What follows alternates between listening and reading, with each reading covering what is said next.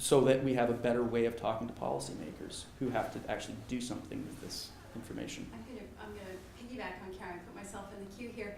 The force of your alternative narrative depends on a fairly sharp contrast between material poverty, the sort of the stuff of poverty, of famine and so on the one hand, and the alternative driving factors that you've pointed to: political frustration and corruption, a sense of powerlessness on the part of people, the uncertainty of food supplies, and so on. But a lot of development economists define poverty increasingly as constitutive of those latter features. So powerlessness, for example, I'm thinking of a big World Bank report, 3-volume report called Voices of the Poor, in which development economists are moving towards a definition of poverty as precisely about powerlessness, and not as much about material poverty and famine as is this kind of the old school view of poverty. So if we accept this more evolved definition of poverty as always already including powerlessness and political frustration and corruption, which was another feature of this, then does the contrast begin to break down a little bit if we don't think of poverty as just lack of stuff, but if we think of it as also lack of power? I'm happy to answer that. But yes, of course that's okay. We don't need them anymore. I would agree with everything you said, that the contrast does break down. Where I would strenuously disagree is when I look at the narratives that have come out since 2008, specifically with regards to commodity prices. There has been a retrenchment into 1970s thinking about production and trade and technology. And so where, my field is food security, throughout the 1980s and 90s, there was a broadening of the definition of food security away from production. Since 2008, there has been a constriction of the discussion about food security. So if you look at the special issues that the journal Science put out and the philosophical transactions of the Royal Society, which is something that Alex and I have worked on, and you look at, which came out in 2010, and they're both devoted to food security. 85 or 90% of that literature is devoted to production. Production, boosting the yields by 70%, increasing biotechnology. To survive the droughts, wars, and major causes of famine, Africa must embrace technologies. I mean, that's Calestis Juma, one of the most cited scholars. John Godfrey's from Oxford, writing about this every other week in Nature, it seems, 5 times in the last 4 years. It's close to every other week for a journal like Nature. What we're seeing very strongly is a movement away from all that critical thinking that happened in the 1980s, 90s, and early 2000s, and a retreat back to, I would characterize as 1970s thinking about food security and the policy ramifications. And that makes me worried about when we're translating our interest in food security, and we're taking this sort of the notion that we're in a crisis, we're moving into a crisis. This is something that Alex in particular is working on. That the energy of the debate has shifted and is now sitting firmly behind the people like Calestis Juma and Jeffrey Sachs, who I would say have a much more simplistic definition of these issues. So I agree with everything you said, but I don't think what you're saying is being recognized in the mainstream food security literature. Lots of questions there. Why don't do you want to just... Sure. Sarah, you've had your hand up for a while, and then we'll move forward. Just kind of coming back to that point, did you guys look at the food market infrastructure, so local and regional food systems? Because I think that would speak a lot to, I guess, alternative narratives around production and access and control. So what did the previous infrastructure look like around Haiti, or around the markets in Haiti and around the markets in Cameroon? Because I know a lot of really good work has been done to kind of speak against some of this production rhetoric, to say, well, yeah, that, the reason why scarcity happens in some places and doesn't in others is because all the infrastructure has been developed around ports for international trade. So people don't have access to their own local food systems and blah, blah, blah, right? So on and so forth. So I'm just wondering if you looked at the actual infrastructure developed around, and whether that was talked about or whether that's something that you want to look at in the future as relevant? Yeah. No, I think that's absolutely relevant. I think it's something that I've been really looking at in Cameroon now because of that riot in Makolo that happened in 2012. So this is a couple years after the unrest.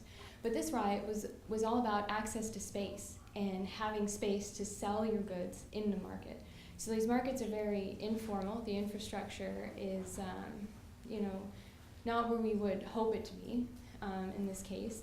And so these people were really upset because government employees were coming in, confiscating their goods, and either destroying them or selling them to prisons or schools or whatever. So people were upset because this infrastructure wasn't developed in order to hold, 10,000 informal buy-and-sell-ems, they call them in Cameroon, someone who buys something and sells it.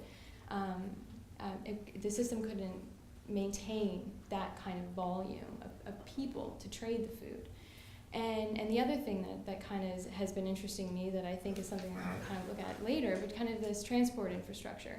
Because again, the food in these rural areas, we have these farmers that are growing them, and everyone's saying we need to grow more food. Well, that's fine, but you could grow more food, but if you can't get it from one place to the other, then what's the point? It's just going to rot somewhere. So I think your point of looking at infrastructure is absolutely important, and something that kind of, I think both of us will be moving toward in the future. It kind of emerged from these studies because it was something that people in these interviews were absolutely concerned about, and something that really affects their day-to-day life. John and both of you guys had hands up. Either one, I don't. Sungwen or John doesn't. Okay, a couple of observations, I guess, and maybe one question. In the framework, I was struck that you actually didn't have a question about motivations for action. And I think in what you reported, you did talk about motivations to some extent, so I think you might want to add that in as another question, or tease out of the interviews. I mean, why are people doing what they're doing? Because that, I think, is very good point. I mean, if you want to be a pure structuralist and you don't care about motivations, that's fine. But I think that we do understand why people act more in terms of what they express their motivations to be. So that was for. That's a good point. Thanks, John. Then I think we can kind of square the circle here a little bit. Maybe this is the Canadian solution. But I think the sort of the global narrative, the international narrative, has something to be said for it. But I do agree with you that what is happening locally is probably more important to understanding these specific riots. So I do think you need to look at what influences local prices. So this kind of structural stuff, transportation issues in Haiti, food sitting in the ports, not able to be released, those are all local issues which are going to affect food prices. Yeah. And I do think that people at least get stimulated to act because of price issues. So I think price does influence the emergence of the riots. At the more general level, does overall production, international production and trade influence local food prices? Well, it might sometimes, and if it does, then that would be a local explanation as well as a global. But I do think, coming to sort of my third observation, which is a question, I do think that what you said about availability of calories, that red trend line over and against the price line is really important and interesting, because it is suggesting that even the international spikes may not be responding to international supply. And so that to me is a telling point. The one question I have is the available calories that you reported, would that include calories produced that are going into biofuels? Doesn't. It doesn't? No. So the whole biofuel side of this. My understanding of the way the FAO reports in their data is before they put out a food balance sheet, they take out biofuels. I could be wrong on that. That is my understanding of how the data is collected. Because if biofuels were included, that trend line for food calories would actually be lower. But if biofuels are already taken out, then it's even more puzzling. So, and it's hard to take out biofuels, right? I mean, so 30% of the world's corn grows in the U.S., and about 30% of that goes into biofuels. So about 10% of the world's maize crop. But almost the vast majority of the stuff that goes into biofuels, this proteins are held aside and fed into livestock in the form of dried distiller's grain. So even the stuff that is going into biofuels still produces a major source of livestock, high protein livestock feed. And given that the U.S. maize crop is largely fed to cows anyways, it's unclear that there is a strong food versus fuel trade-off, or it's complicated. Even doing the math to figure out how much of the biofuel crop you should say is out of the human food chain and goes into gas tanks is a complicated set of calculations that should be laden with all sorts of assumptions. My understanding is they've tried to do that anyways before reporting on that data, but even if it is in there, it may not have as dramatic an effect as we intuitively might suggest. Okay, I'm just remembering naively back to 2008, and one of the general topics of conversation was food price spikes driven by biofuel. A huge amount of ink has been spilled on that topic to no resolution as far as I can see. Someone? Yeah. I mean, one thing I was wondering about was, I mean, this is how kind of homogeneous, like, say, were these interviewees' accounts of, like, why they did it or what, like, what happened in a way, especially, like, for example, like, I think, you guys talked about, say, some of these writers were trying to block the transportation of foods, right? Of course, I think there will be some people who were quite frustrated with that blockage, right? Because they were, this is not exactly helping them, right? But there will be some other people who would be actually quite happy with this blockage, right? So I don't know how consistent, or like, what should I say, how consistent was their account of what really happened, or what were the implications for their sake, for their. Yeah, no, that's an excellent question. And I think that does kind of really build on John's, because I think there we see some motivation actually happening. Because there, the motivation for the taxi drivers was to create this domestic disturbance and really create, a system where their strike mattered, right? So their motivation was absolutely to get their voice heard.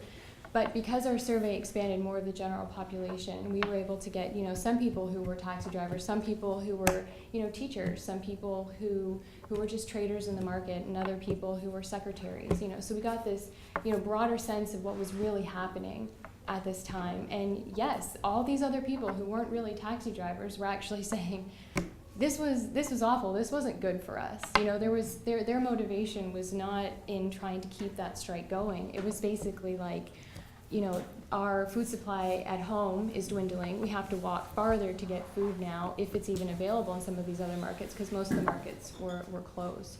So I think, yes, motivation is really important to talk about, and I think that's something that we can kind of explore through this issue of this taxi driver strategy to kind of close the markets and stop the movement of food around in the cities. We have time for one very quick question. I'm just wondering if the businessmen, especially the importers or the purchasers of food grain from the farmers, had a role behind the riots. Because my experience in Bangladesh say that when riot took place in Bangladesh in 2008, the businessmen were pissed off with the government, because the military backed trade government was they had anti-corruption driving in the government. So they did two things. First, they stopped or slowed down importing food, and they stopped and slowed down purchasing food from the farmers. So immediately repercussion was from consumers and producers side. So I'm just wondering if such type of thing was there. Mm-hmm. Yeah, this sounds, I think, more like Haiti, actually, when I think about it. Because yes, like in the Haiti case, the food was in the port, there was food there, but it wasn't moving through. And so the public outcry, the thing that kind of started these rumors, were these NGOs that were trying to get food aid in, and also the local importers, these businessmen who were saying, my food is right there, my business is stopped because I can't get to it. So that was kind of instigating, more anger and kind of outcry. So I can absolutely see some similarities between Bangladesh and Haiti now. So I think it's important to explore this empirical evidence to get the story out. Okay, well, thank you very much to Professor Fraser and to Lauren Sneyd. We do have to wrap up, I'm afraid. But thank you all for coming.